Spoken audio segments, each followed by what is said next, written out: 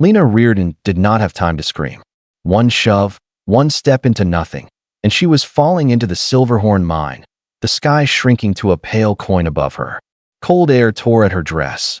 Dust filled her mouth. Then rocks smashed into her shoulder and knocked the breath from her body. She hit a ledge hard enough to see white, rolled, and ended with her chest on stone and her legs hanging over a darkness that felt bottomless. Voices floated down.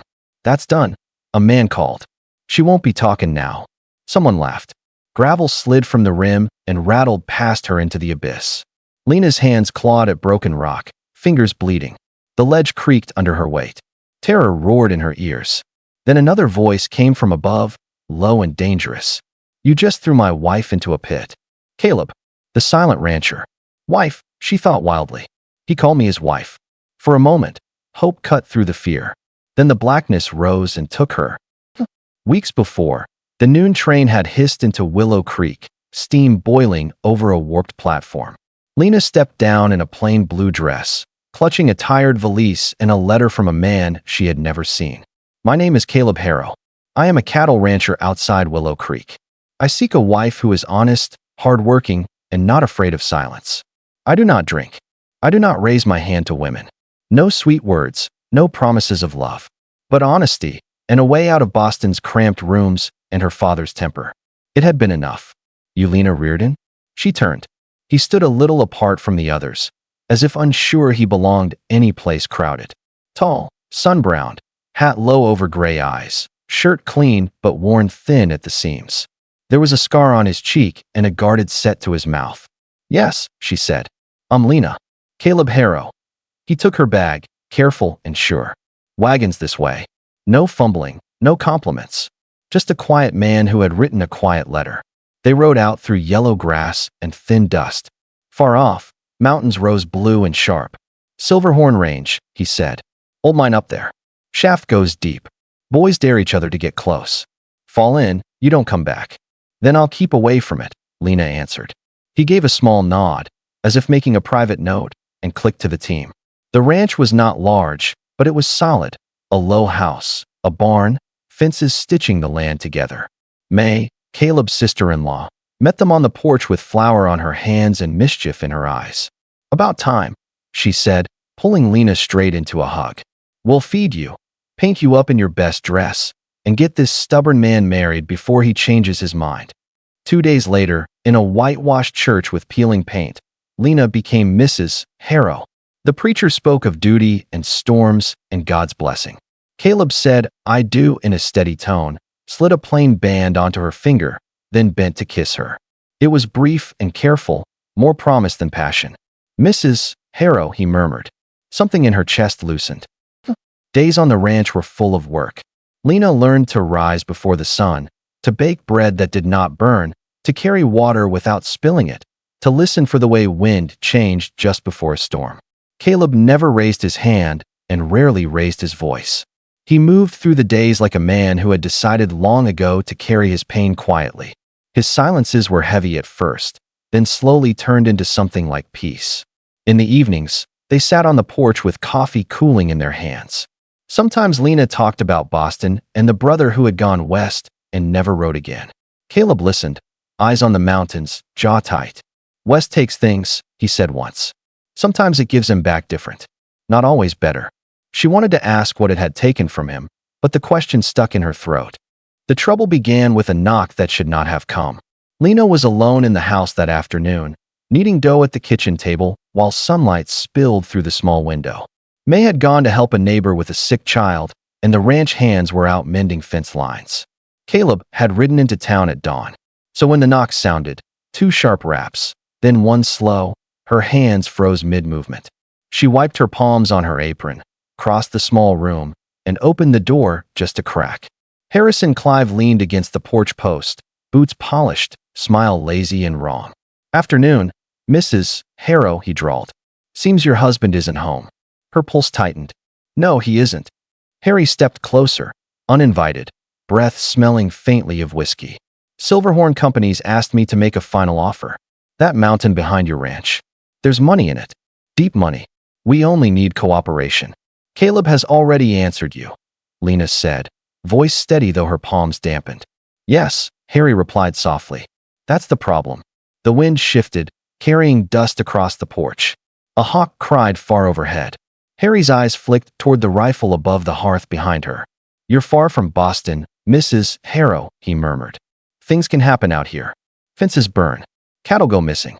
Wives disappear in the dark. Something inside Lena, long quiet, began to burn. She squared her shoulders. You should leave. Harry's hand shot out, fingers clamping around her arm, squeezing until pain shot up to her shoulder. She did not freeze this time. She yanked her arm back, kicked the door fully open, and reached for the rifle in one motion. The barrel leveled at the center of his chest. Leave, she said again, voice low, controlled. Now. Harry's smile faltered, but only for a breath. Then he laughed and backed away. You've got fire. Caleb always did like difficult things. He tipped his hat. We'll speak again soon. She held the rifle steady until he disappeared down the dirt road. Only then did her knees weaken. When Caleb returned at dusk, sweat on his collar and dust in his hair, she told him everything. His face changed. Not loud, not violent. He was never that, but something cold and hard slid behind his eyes. He touched you, he said. I handled it, she whispered. You shouldn't have had to. He paced the length of the kitchen, hands clenching and unclenching. May watched silently from her chair, worry twisting her features. Harry's pushing, Caleb said, testing how far he can go. What will you do, May asked.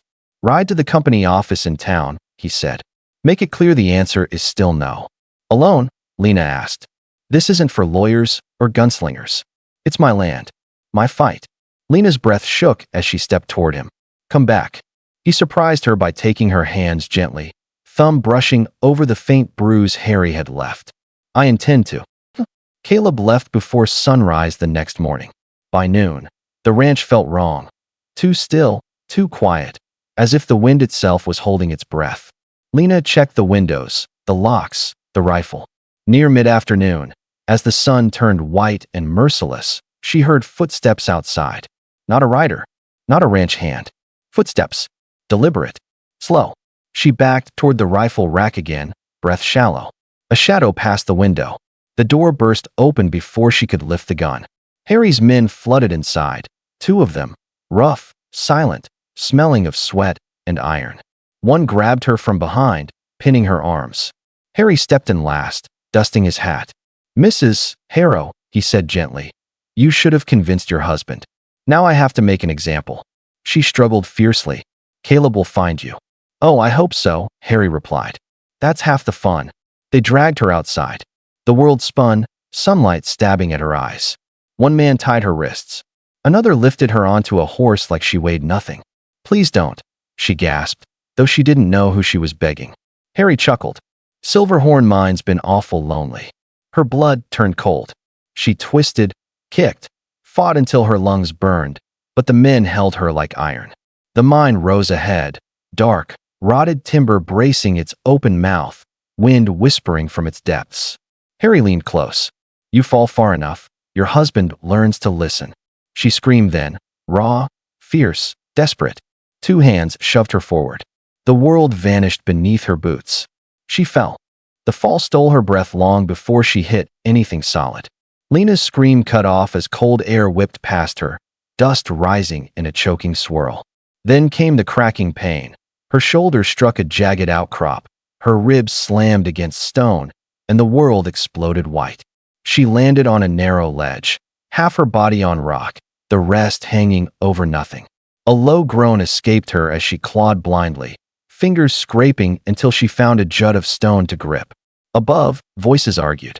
She's down there, one man said. That's far enough. Harry said make it look like a fall, another muttered. And it looks like a fall. Lena pressed her cheek against the cold rock, breathing in dust, fighting to stay conscious. Then, cutting through the men's voices, came a third sound, distant hoofbeats pounding hard and fast. Caleb. The realization hit her like another blow. She tried to lift her head, but pain spiked through her ribs. The ledge creaked ominously beneath her. Above, the men cursed. Go, one hissed. Harrow's coming. Their footsteps scrambled away, fading quickly into the wind. Lena's vision blurred.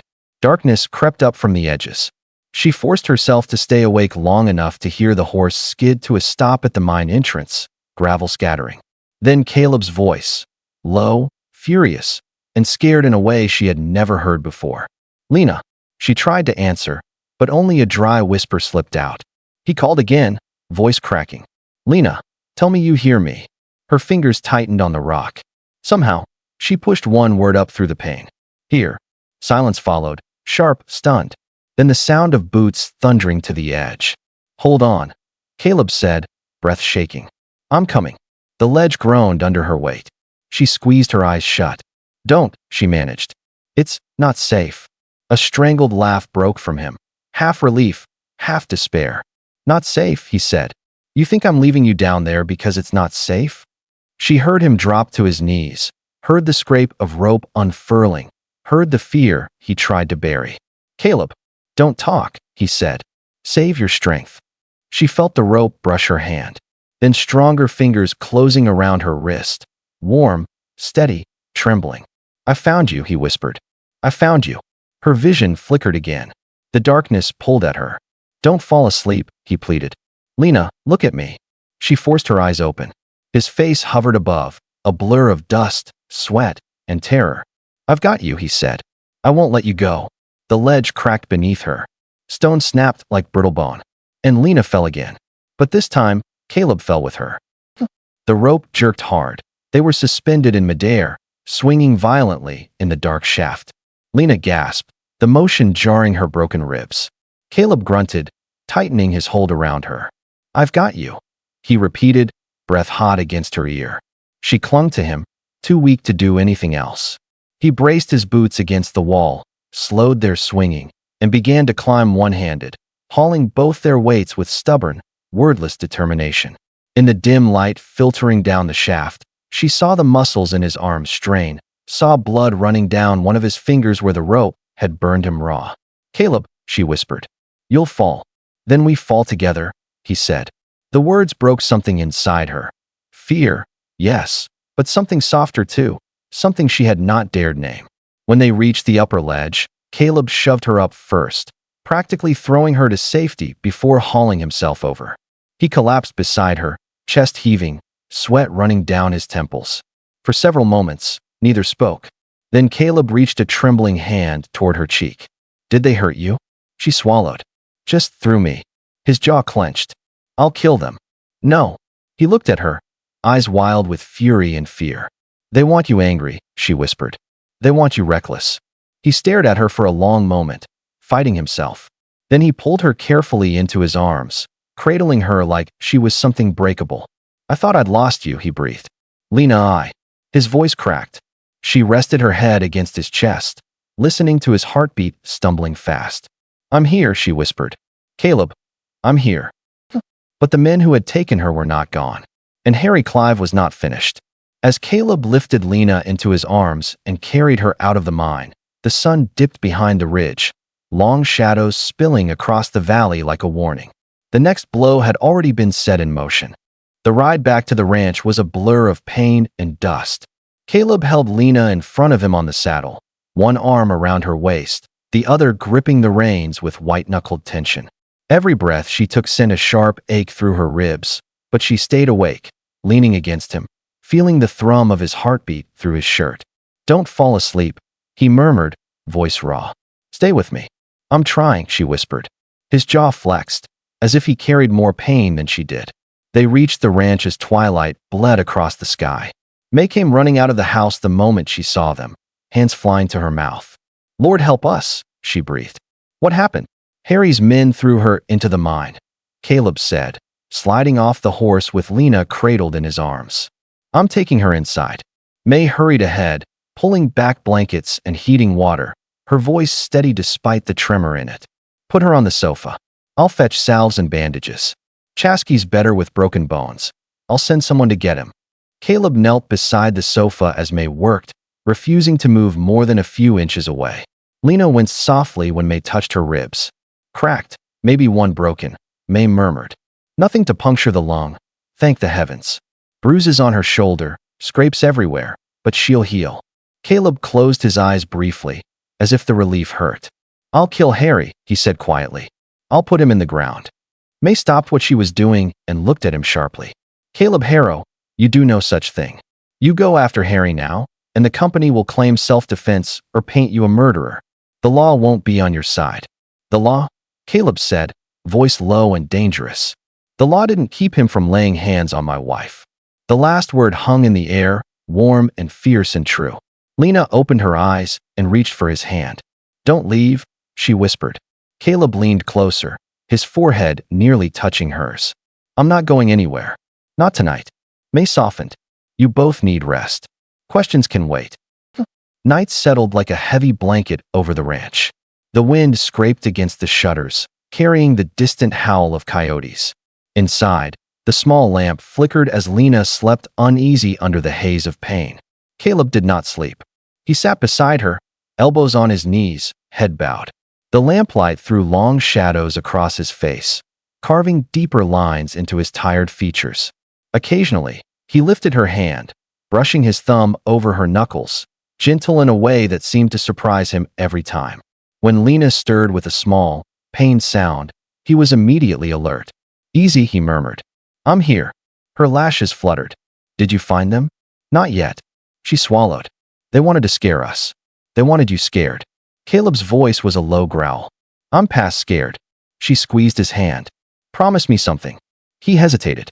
Anything. Don't go alone. His breath caught. Lena, Harry wants you angry enough to walk into a trap, she said, voice thin but steady. Don't give him what he wants. He closed his eyes. You think I care what he wants after what he did? I think you care if you come back to me, she whispered. His eyes snapped open. Something unguarded, raw, flickered there. He leaned closer, voice barely audible. Lena, if I lost you. She touched his cheek, silencing him. You didn't. And for the first time, Caleb pressed his forehead to hers, breathing her in like salvation. Near midnight, Chasky arrived with herbs and a quiet steadiness Lena found comforting. His warm hands moved carefully over her ribs. Pain will stay, he said, but you will too. Caleb stood nearby, arms crossed, watching every motion like a hawk. Chasky added, Harry will not stop. Men hungry for silver don't stop. Then I stop him, Caleb said. Chasky considered this. Not with fists. With people. He did not come alone. Neither should you. May nodded firmly. There's Sheriff Calloway. He may be slow, but he's not bought. And there's the town council. They won't want trouble with the company. But Caleb shook his head. Harry won't face me in town. He'll run to the mine, or into the hills. He'll expect me to chase. And will you? May asked. Caleb looked at Lena, her bruised skin, the bandages, the shallow breaths. Yes, he said, but not tonight. Not while she's hurting. Lena whispered, be careful. He took her hand again. I will. But even as he said it, he felt the storm rising in him. Rage, fear, love. And somewhere out in the dark hills, Harry Clive was already planning the next strike. As dawn crept over the land, painting the sky in pale gold, Chasky stepped outside to scout the perimeter. May began heating water again. Lena dozed, Caleb holding her hand. That was when Chasky burst back through the door, breath fast, eyes sharp. Caleb, he said, you need to see this. Now. Caleb rose, heart thudding. Chasky pointed toward the fields. Men, moving through the grass. Not ours. May swore under her breath. Lena tried to sit up, wincing. Caleb reached for his hat and the revolver at his hip. Harry's back, he said, and he didn't come to talk. Lena's breath hitched. Caleb. He turned back, touched her cheek gently. I'll come back. Count on it. Then he stepped outside into the rising light, ready to face the men who had tried to take everything from him. The morning light was still thin when Caleb stepped outside, revolver low at his hip, jaw set like carved stone. The fields shimmered with dew, each blade of grass trembling in the faint breeze. Chasky stood beside him, bow in hand, face unreadable. May hovered behind the doorway, worry tightening every line of her face. How many? Caleb asked. 4, Chasky murmured, moving toward the barn first. Testing where you break. Harry, not yet, but close.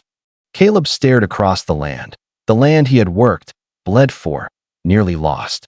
The land where Lena now lay hurt because someone believed silver meant more than human life. His voice dropped to a low growl. We hold them here. Chasky nodded once. Then we end this. They didn't have long to wait. 3 men emerged from the tall grass near the barn, rifles slung over their shoulders, faces hard. Caleb recognized two, the ones who had dragged Lena. His hand twitched toward his gun. Chasky raised a hand, stopping him. Think first. Shoot second. Caleb exhaled through his nose, forcing himself to stay still. The men approached, one stepping forward with false confidence. We ain't here to fight, Harrow, he said, though his hand hovered near his gun belt. Boss just wants another talk. Your boss threw my wife down a mine shaft, Caleb said quietly. Conversation ended then. The man smirked. You can make this easy or hard. Harry says. A whistle cut him off. Sharp. Deliberate. Harry's signal. Chasky moved first, an arrow slicing through the air and burying itself in the speaker's shoulder. The man screamed, dropping to his knees. Chaos exploded. The second man fired wildly. Caleb rolled behind the water trough, drew his revolver, and returned a single shot, clean, controlled. The man dropped. The third rushed forward, shouting, rifle raised. Chasky met him halfway, striking him with the bow's wooden grip, knocking the breath from his lungs. Within seconds, dust settled. 2 men lay groaning in pain. The third was unconscious. Caleb rose slowly, chest heaving. Harry's close, he said. He planned this. Then he's watching, Chasky replied. From where? Ridge? Mine trail. Caleb's eyes narrowed toward the mountain ridge. The mine. He'll end where he began. Lena, still weak but awake, struggled to sit up when May told her Caleb was leaving for the mine. No, Lena whispered. He can't go alone. But Caleb entered the room before she could stand. He crossed to her in 3 long steps, knelt, and took her face gently in his hands. I have to finish this, he said. Harry won't stop until I make him. Her bruised fingers closed over his wrists. Then don't fight his way. Don't meet him in anger. Anger's all I have left. No, she whispered. You have me. You came down that pit for me. Come back for me too. For the first time, Caleb bent and pressed his forehead to hers, breathing her in. His voice cracked. I can't lose you. Then don't walk toward death, she begged. He kissed her, soft, searching, desperate, and it felt like a promise. I'll return, he whispered. Whatever it takes. Then he stood, strapped on his gun belt, nodded once to May, and strode out the door.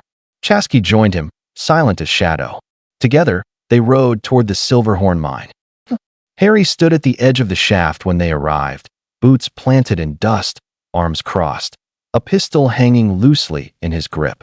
Took you long enough, Harrow, he called. Thought you might be busy nursing that Eastern girl of yours. Caleb dismounted, eyes flat and cold. This ends now. Harry laughed. I tried business. I tried friendly. You didn't listen. So now we do it my way. Chasky quietly circled off to the side, moving toward higher ground. Harry didn't notice. You nearly killed my wife, Caleb said. I needed leverage, Harry shrugged. She'll heal. Or she won't. Either way, the land's worth more. Caleb's hand tightened on his revolver. Harry lifted his gun. Draw. Caleb didn't move. Harry sneered. Draw, you coward. Still, Caleb stayed still as stone. Then he said, very quietly, no. Harry blinked, thrown. I'm not killing for your pride, Caleb continued. But I'll stop you, one way or another. Harry's face twisted in fury. Fine. Then die standing still. He raised his pistol. A sharp whistle split the air. An arrow streaked from the ridge behind Harry, burying itself in his gun hand. Harry screamed, dropping the weapon. Chasky descended the ridge like a ghost. Caleb strode forward and grabbed Harry by the collar, slamming him to the ground. Dust rose around them. Harry snarled. You think the company will let this go? Caleb leaned close, voice low. The company can come talk to me themselves. But you? You're finished. Harry writhed, clutching his wounded hand. You'll regret this. No, Caleb said. I'll sleep better. Chasky bound Harry's wrists. They would take him to the sheriff, and this time the town had seen enough to stand behind Caleb. The fight was over. At last. By dusk, Caleb returned to the ranch.